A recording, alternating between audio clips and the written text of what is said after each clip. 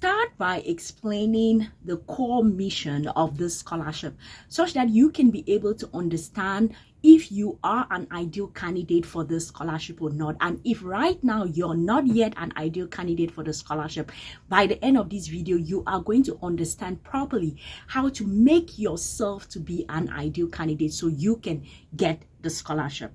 So what they are looking at here is they have like a $200 million gift that was donated to them, and then they are giving it to the McGill graduate education, so they have full tuition and all of the benefits of it. Then leadership development, that is what they are trying to do, and their ultimate goal is a global network of problem solvers. Not just tuition fund, it's an investment in individuals driven to make positive lasting differences in others. So you have to start asking yourself, so in that case, getting a scholarship is not charity.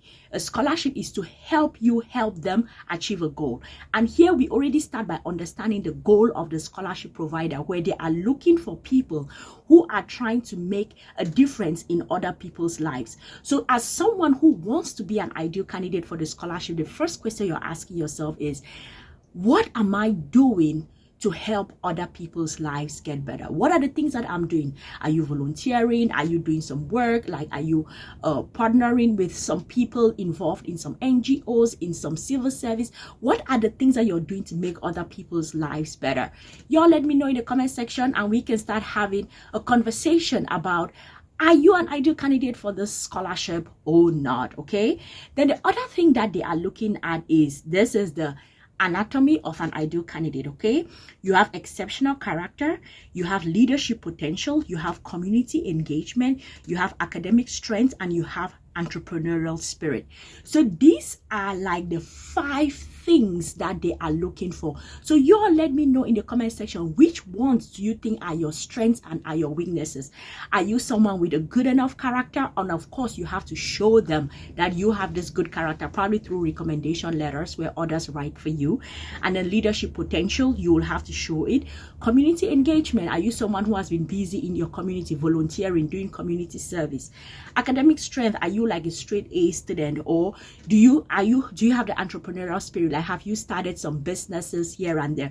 So far, which one do you think are your strengths in these 5 qualities, and which ones do you think they are your weaknesses? The reason why I'm asking you is, if you're able to know your strengths, then you can start figuring out, okay, these are my weaknesses. So you have to sort of see how you can make up for these weaknesses. Maybe if it is like your character that is a weakness, then you have to sort of sit with your recommenders and make sure that when they write your letters, they sort of show you as this kind of a person, such that it can properly drive home that message that you are of a good character. So y'all let me know in the comment sections, which ones do you think you score well at, and which ones do you think you do not really score well at? Be honest. I am not the person selecting the people. I am just here coaching you so that I can prepare you very well, so that by the time you meet the real people choosing for the scholarship, you will have a good enough profile that they can choose you. That is my goal here, to help you get the scholarship. Okay, so let's look at a paradigm shift with the scholarship. Okay, so a standard achiever, the person is like looking at, the person has a position like a title in a club. The person has a savior complex, they're trying to rescue people.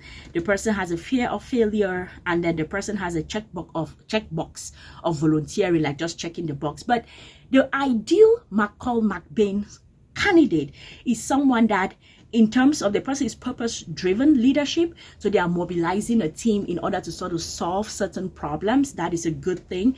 Community engagement, you're collaborating with your community in order to build self-sustaining systems or solutions.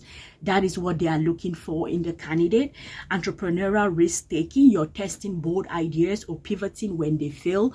That is their ideal person they are looking for. Deep engagement, you have sustained multi-year commitment to a core course. Like, you pick up something that you're interested in and you're able to deep dive in it and stay in it for a long period of time. That shows commitment, that shows grit, that shows certain aspects of your character. So how are you scoring? Back to the question, how are you scoring on each of these ones? Which ones do you think are your strengths that you already have it locked down? Which are the aspects that you think you'll have to work on it a little bit more? Okay, y'all let me know in the comment section because it is very important. Now, let us talk about what they are going to be prioritizing. Okay, they are prioritizing exceptional characters. Okay, so you have the above the surface people and then below the surface people. So above the surface is like perfect grades, accolades, standardized test scores, club titles. You have it all going on. Below the surface, what the committee is actually prioritizing is empathy, humility, coachability, resilience, willingness to admit mistakes. So in your application, in trying to become that ideal character or the ideal person for the scholarship, it is very important that you know your strengths, going back to what I was asking you, which one, where do you score well and where do you not? And then you know your weaknesses, such that when you are presenting maybe the essays that you're going to write, there should be elements there where you know that they are looking for those top things, but the wordings that you're choosing in your essays is showing all of these other things below that they are looking for. Are you someone that is coachable? Are you someone that has empathy? Are you someone that has humility?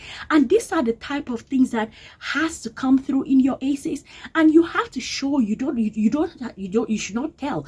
You don't go like, oh, I am a very coachable person. No. There has to be instances that you show up in your essays that you are a coachable person. Maybe some things that you had wrong and then you had someone guide you and then you did better, or you had some kind of a mentorship program that helped you achieve certain things. Those are things, or you were in a club, you were a good team member. Those are things that show you as a coachable person. Okay, then now let us talk about community engagement, because it is one of the things that they are looking for. How are y'all scoring on this community engagement? Like, what have y'all been doing? Y'all let me know. So below the surface here, they have this thing that they are looking at. They have like a trap here. So they are looking at, if you have like superficial involvement, let's say spreading energy across a dozen unrelated volunteering roles, right? And then they have the ideal candidate is someone that has a deep root.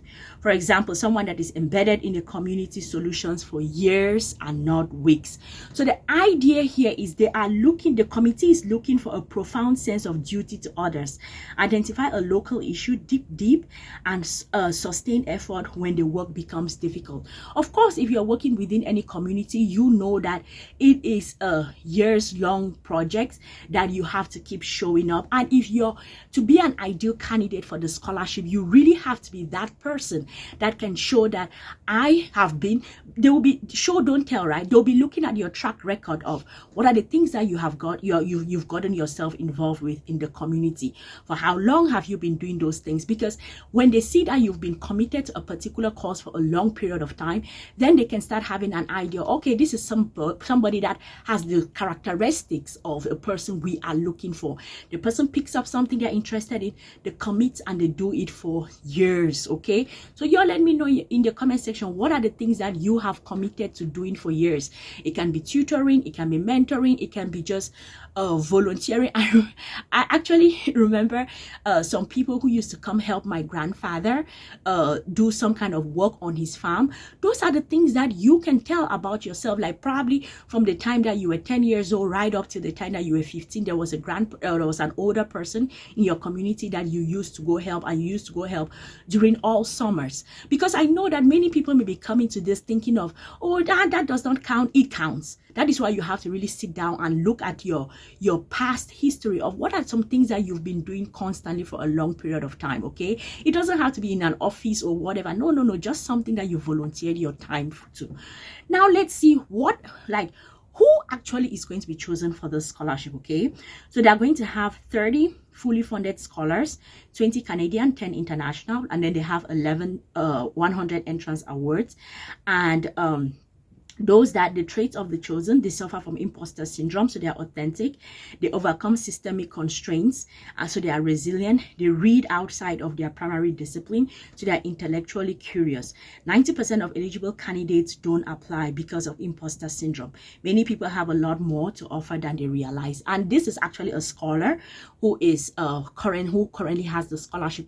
And that is the reason why I'm saying you really should take time to look at all of the things that you have been doing, because You may think that it did not count, it was just a little something, like nah. It actually counts, and we have to bring it out of you. Okay, so y'all let me know in the comment section, what are some things that you have been doing to help those within your community? Think about it and let me know. Okay, I'll give you all feedback. So how do you make yourself an ideal candidate? There is a strategy that you can use. Academic pursuits, they show your intellectual foundation. Leadership history, what is your track record with others? Community impact, what is the thing that you have been doing for a very long time? Okay, a winning application presents a narrative, not a checklist. Every element from your transcripts to your short essays must point central thesis around who you are and the problem that you want to solve. Going back to what I was saying, you have to show, but you don't have to tell, because in explaining all of these various aspects through the short essays, that is when they're going to be like, oh, this is an intellectually curious person. Oh, this is someone that helps people. They are going, by the time they are done reading your application, they will have certain things that would have already informed them of that kind of a person that you are. So to craft yourself as an ideal candidate to get the scholarship, you have to think like the person that is going to choose you, and make sure your profile tells a good story. Okay, so mastering the short essays, it's important that you have 40% action, 40% result, 20% vulnerability, and all of that leads to impact. Okay, you have to show, you don't have to tell. As the videos, I'm going to do a lot more videos on the McCall MacBain Scholarship. We're going to talk about these essays. We're going to break them down into tiny bits and pieces such that you sort of understand all the parts, how to write the essays, so you don't get confused. So if you've not subscribed to this channel, subscribe, turn the notifications on, because in the coming weeks, we are going to be digging, right? We're going to go deep dive into the scholarship such that you understand the entire process as you do your applications. Okay, curating the right voices. You have the academic references, that is very important. Then you have your community references, that is very important. A pro tip here is choose people who know you deeply and can provide concrete examples rather than distant figures with impressive titles.